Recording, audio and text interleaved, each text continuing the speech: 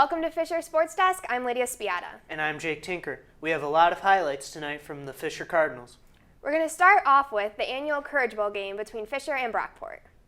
This game is all about helping kids. The money raised goes to Camp Good Days, a local camp dedicated to children who are battling cancer. Each year, these kids get to be the captains for both teams, and the girls join the cheerleaders on both sides. The game was started by Fisher coach Gary Mervis, whose daughter Teddy passed away of cancer. Just a special night.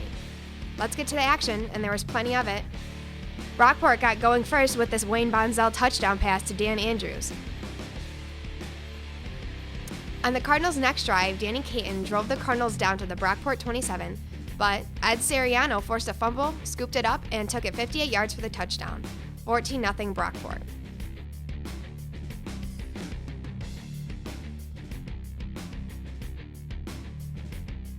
Second quarter now, Fisher looking like they would have to punt it away again, but they pulled a fake and Brandon Fuentes took it 55 yards to get the Cardinals on the board, 14-7.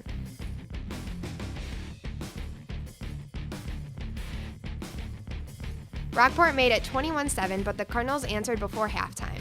James Chambers got the touchdown right there.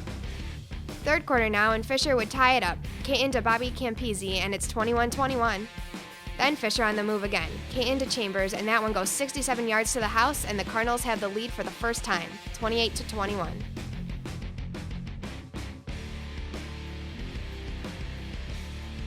Brockport scored two straight to take the lead 35-28, but the Cardinals answered again with this Caton touchdown run. It's 35-35. Then with just over 2 minutes left and Brockport driving, Alec Mortellero came up with the interception, setting up a last-second chance at a game-winning field goal. Taylor Byrne had a chance to win it with 2 seconds left, but Brockport blocks the field goal, and great hustle by Byrne to bring down the man with the ball, and we're headed to overtime. First possession of OT, and it's Mortellero with another huge interception to give Fisher a chance for the win. Another chance for Byrne to put it away, but his kick went wide left, and we're headed to the second overtime. Fisher got the ball first, and Caton scored from 2 yards out. Cardinals up 42-35. So Brockport needed a touchdown to keep the game going, and they got it. Andrews from 4 yards out. They need the extra point to force the third overtime, and it's no good. Fisher wins it 42-41 in an unbelievable game to remain unbeaten in Courage Bowl play. The Cardinals pounded out 281 yards on the ground, led by Tony Fusco's 152 yards. Danny Caton had 2 rushing touchdowns.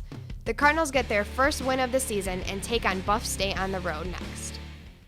The St. John Fisher College women's soccer team looked to make it 2 in a row against Fredonia, coming off of their first Empire 8 win against Alfred University last weekend. Let's go to the game. With Fredonia already leading 1-0, Fisher, with the early opportunity, is headed out of bounds by the Fredonia defender, setting up a corner kick. It's number 21, Jamie Alaco, with the header attempt, is stopped by Fredonia goalie Kendall Owarzak, and the ball goes out of bounds. On the next corner chance, Fredonia defense clears the ball, stopping the Fisher attack.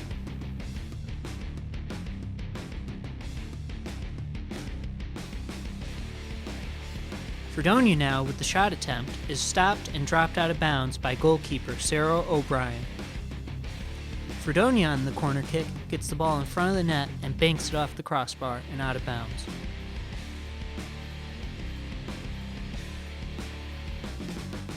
Closing minutes of the half, Fisher looking to get even. It's number 9, Carly Finn, with the assist to number 2, Nicolette Nigro, with the goal, and we are tied at 1 going into halftime. Unfortunately for Fisher, Fredonia proved to be too much in the second half, scoring 2 unanswered goals and winning 3-1. Next up for the Cardinals is an important E8 matchup with the Hartwick Eagles. We've got field hockey highlights for you too. The Cardinals hosted the University of Rochester last Wednesday. The Yellow Jackets jumped out to an early 3-goal lead that proved to be too much for Fisher to overcome. Picking up 5 minutes into the second half, U of R's Claire Dickerson takes it herself and hops a goal in. The lead was pushed to 5 by a Nicole Surza goal off a pass from Michelle Relland.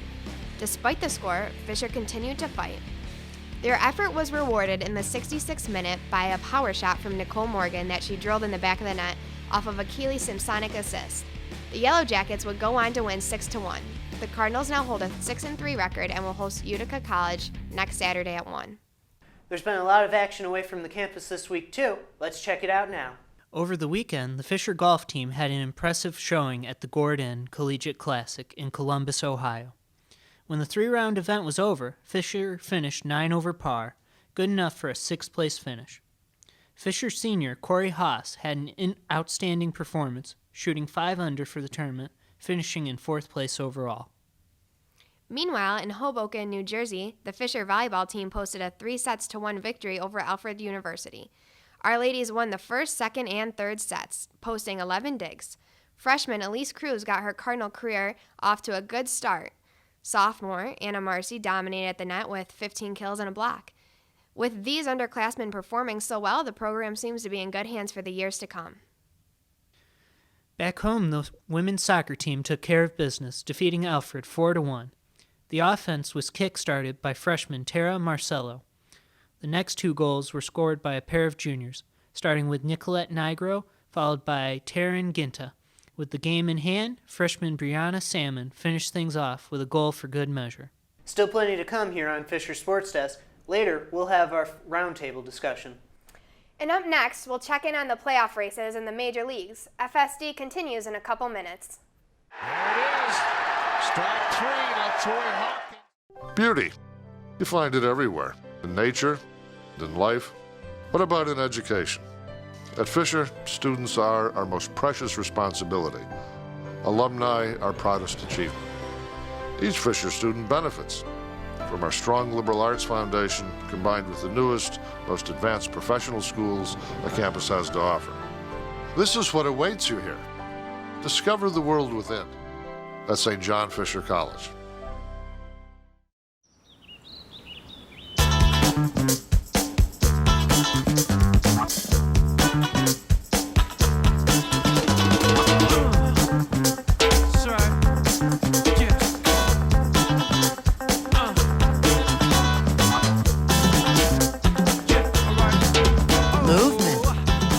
Weight loss, it's one of the many ways to fight osteoarthritis pain. For more information on managing pain, go to fightarthritispain.org. Welcome back to Fisher Sports Desk. Time now to check in on the major league races. It's coming down to the final week of the season. We start with the St. Louis Cardinals versus the Pittsburgh Pirates in Game 2 of a doubleheader. The Cardinals can clinch the Central with a win over the Pirates. The Cardinals load the bases in the third, and it's Jason Hayward breaking the game open with a grand slam to center field. 6-0 Cardinals. Now in the field in the fifth, it's Hayward flashing the leather. Michael Morse hits it deep to right field, and Hayward leaps and makes the catch at the fence. Now bottom of the ninth, it's Carlos Villanueva striking out Elias Diaz to win the game, and the Cardinals clinch the NL Central Championship for the 3rd straight year, and have their 100th win of the season. We're going to check in on the American League now. It's LaTroy Hawkins striking out Tyler Flaherty on the check swing, and the Blue Jays win it 15-2 over Baltimore, clinching the AL East title for the first time in 22 years. Still plenty more to come here on Fisher Sports Desk. Our roundtable discussion is up next. And a little later, John DeMiro catches up with Bills running back Boobie Dixon. We'll have his one-on-one interview for you.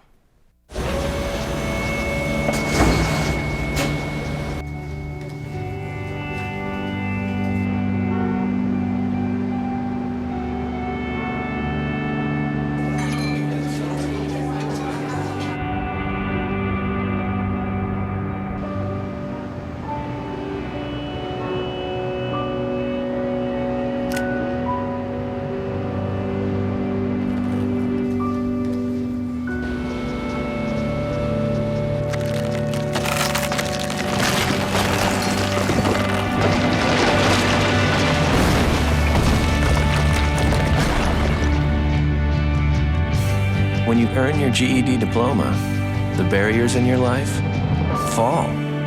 Take the first step and get free GED information in your area at 1-877-38-YOUR-GED or yourged.org. Earn your GED diploma and begin your brighter future. Yes, ready. Go get it.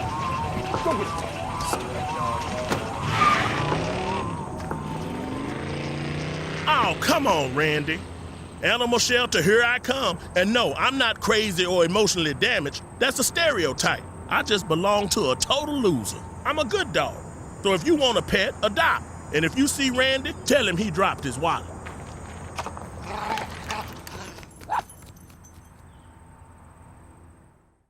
Welcome back to Fisher Sports Desk. Today we have Matt Ryan with us for our roundtable discussion. Thanks for having me, guys. Nice to have you. So our first topic of interest is the NCAA ban of SMU. They banned them from 2016 postseason play and also suspended Larry Brown for the first 9 games of the season. What do you guys think about this? Well, Larry Brown is one of the greatest coaches of all time, so it was really disappointing to hear this because he's starting to develop a reputation that's not so good. He's kind of like Harbaugh in the sense that wherever he goes, he kind of overstays his welcome. When you think about Kansas and the violations he had there with recruiting, and then, of course, his NBA experience, him and Allen Iverson not really getting along with the practice rant, and then, of course, now with these new violations. So it really is disappointing, and I think it'll hurt his reputation. Also, you got to think about the kids. I'm really disappointed to hear this because SMU is supposed to have a good team this year. Right. So hopefully they don't get any transfers and the program doesn't fall apart, but it was really disappointing to hear that, especially because Larry Brown is considered one of the better coaches. Right, and this is the 3rd time one of his coach teams have been sanctioned by the NCAA, correct? And it's the 10th time in SMU history. So they're the top school to be having these troubles with NCAA regulations. So honestly, I think he's right. It's tough on the kids. It's tough as a coach. This is your 3rd time. People start questioning your motivation. There's actually been rumors circulating around lately. Should Larry Brown be suspended completely? Just kick him out of college basketball. Because you saw it with UCLA. You saw it with Kansas. But you can't get rid of a man like this. He may have academic problems keeping the school intact, but he's also a man who helped UCLA win a title. He helped the Pistons win a title when he went NBA. So keep faith in Larry Brown. Let him serve his suspension. He's turning this program around and doing some great things right now. Right, so he's suspended for the first 9 games of the season, similar to Jim Boeheim, the Syracuse coach. But what's the difference here, guys? Well, the difference is that Boeheim is suspended for the conference games where Larry Brown is only suspended for the first 9 games. So Boeheim's at a little bit more of a disadvantage. That's why you're going to see Boeheim trying to fight this later on. And you can also see this is a lot harder on Jim Boeheim. You've heard about the ACC. I mean, Duke is your reigning champion right now, so the first 9 ACC games is a really hard way to sit out. All right, next up is the infamous San Antonio High School football game where the 2 players tackled the referee. It's been in the news. What's your take? Well, I thought it was absolutely horrible that allegedly a coach would tell his players to hurt a referee. Having said that, what the referee is allegedly saying was even worse. So not that he had it coming, but there's no place for that, not only in sports, but today in society. I'm glad that the coach resigned and the players should be punished because that's not tolerable behavior, but the ref has to set a better example, especially around youth. Right. I mean, overall, it's just a horrible thing. I mean, back when I used to play, if you even saw something like that, it would just horrify you. But to hear all the circumstances, it's a lot of he said. People of the ref say, well, he's not even close to anything like that. And you have 2 coaches resigning now, the head coach and the assistant coach. The AD's under fire. The players are suspended. It's just chaos down there. I think there needs to be a little bit more investigation before we jump to any conclusions. Right, there's a lot of he said, she said. We need to figure out what exactly happened, I guess, right? Hasn't been very concrete early on. But it's a bad look for both sides. Right. But before we're chastising the players for what they did or the coaches for not intervening, there's a lot to think about on this topic. It's a very open discussion, so it's not going to be closed in like the next week. We could see this drag on for months or maybe even to the next football season. Well, we'll see what ends up happening with that. Next, the Nationals suspend Jonathan Papelbon for his fight with Bryce Harper. I'm not sure if you guys have seen it. Yeah. I think everyone almost has at this time. So what do you guys think? Well, first of all, there's no place for fighting in the dugout, obviously, but I'm going to take a different spin on this. I think that Bryce Harper needs to become a better leader. He's going to most likely be the National League MVP. He's only 22 years old, so when you have a veteran player with championship pedigree calling you out after you just got eliminated from the playoffs, maybe you need to run out to first base instead of just jog it there. So that was really what the whole controversy was over. So I think Papelbon was right to confront him the way he went about it. Obviously terrible. Right. So don't read too much into the fact that Papelbon was suspended for the rest of the season, because that's just the Nationals standing up for their 22-year-old who is the face of the franchise. So they need to stick by the younger player who's going to be there for their future. And Harper even said, moving on, will Papelbon stay on the team? He said he has no problem with him staying on the team and then being teammates. He said his number one priority here is winning a World Series, which is, I'm glad he has his priorities straight. He's going with the good PR answer, yeah. Yeah, and that's true. Well, I think this is a little bit disgruntling if you're the Nationals. This is now the third time Papelbon's been in the news about something. Back when he was a Philly closer, he had an obscene gesture that he gave to a fan, so that got him a suspension and a heavy fine from baseball. Then just a couple of weeks before this, he's throwing at an Orioles batter, and Harper's like, you can't do that. I'm going to take the hit if you throw at people. They're going to throw at me next. I'm the best hitter in the lineup. But this goes back to an old saying in baseball about the running hard to first. So I think if you're Harper, just run hard to first, and you won't have problems like this again. Pete Rose always ran hard to first base, so he needs to start taking previous generations' examples and become a leader that we know he can be. Well, hopefully this issue will be resolved and Papelbon will tone it down a bit. That's all the time we have for our roundtable discussion. Thank you for joining us. Thanks for having me. And up next, we have our one-on-one interview with Boobie Dixon.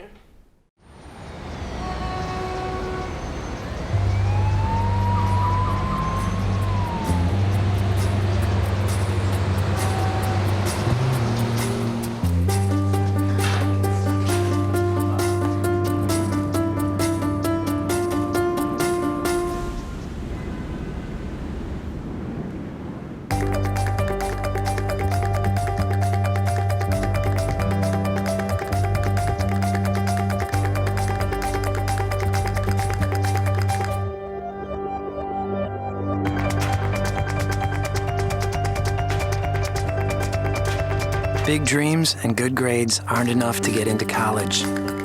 There are actual steps you need to take. Finding someone who can help is the first and most important. For the next steps, go to knowhowtogo.org. Welcome back. We're talking Bills and running back Boobie Dixon. He's one of the biggest personalities on the team, and our John DeMiro caught up with him in training camp. All right, Boobie, first things first. Where'd you get that nickname? Where'd I get my nickname? It came in college, Friday Night Lights. I was awesome playmaker, running back on the field. My teammates, when you're a freshman, they don't want to call you by your name. So they made up a name for me. All right, this is a tough one. What's your favorite movie? Favorite movie? Man, that's a tough one. Probably go with King Kong. Yeah. I'm a superhero guy. I like the action movies, Marvel, Transformers, Avengers, those type of movies. If I wasn't a football player, what I want to be? Probably a baseball player. Baseball was my first love. I grew up hitting home runs, playing little league, select baseball, and it was fun. I had a lot of fun doing it, and probably either that or some type of entertainment, music business. I feel like I'm good with music.